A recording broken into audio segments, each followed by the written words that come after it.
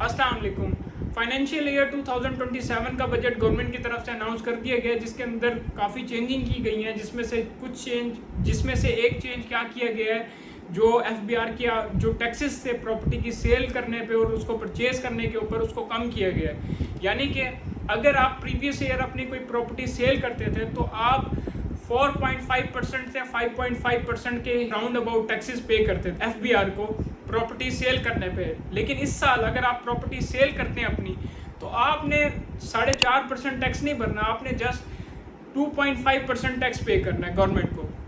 अच्छा, अब इसके लिए आपको प्रॉपर फाइलर होना चाहिए, एक्टिव फाइलर। लेट फाइलर की इसमें बात नहीं हो रही है। अगर आपने अपने रिटर्न्स ड्यू डेट्स के अंदर फाइल किए हैं और आप एक्टिव फाइलर हैं, लेट फाइलर की कैटेगरी के अंदर नहीं है, आप 4.5% के बजाय 2.5% ही टैक्स पे करेंगे। इसके अलावा अगर कोई प्रॉपर्टी बाय कर रहा होता था, यानी जो परचेजर होता था, वो टैक्स पे कर रहा होता था 1.5% टू 2.5% के राउंड अबाउट, यानी कि 1.5 से 2.5% के दरमियान वो टैक्स पे कर रहा होता था। लेकिन अगर वो इस वक्त proper active tax payer list के अंदर होगा, अपनी रिटर्न टाइम पे सबमिट करेगा, तो उसको ये टैक्स जो पे करना होगा वो सिर्फ वो टैक्स पे करेगा 1.5%।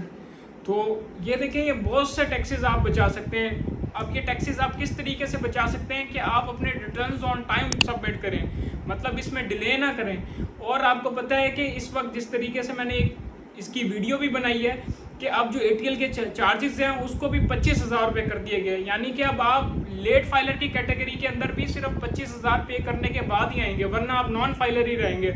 आपको जो टैक्सेस हैं वो नॉन फाइलर वाले लगेंगे। तो इस अपॉर्चुनिटी को, इस बेनिफिट को अवेल करने के लिए आप अपने रिटर्न्स ऑन टाइम सबमिट करें।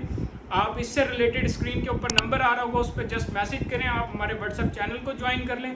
उसके अंदर जैसे ही टैक्स सीजन क्योंकि स्टार्ट होने वाला है, आपको बता दिया जाएगा। इसके अंदर जो भी लेटेस्ट अपडेट होती है इनकम टैक्स से रिलेटेड आपको बताई जाती है। तो आप अपनी इनकम टैक्स रिटर्न्स अपने कंसल्टेंट से ऑन टाइम सबमिट करवाएं, ताकि आप इस बेनिफिट को अवेल कर सकें और आपको ये जो मज़ीद टैक्सेस हैं ये पे ना करना पड़े। शुक्रिया।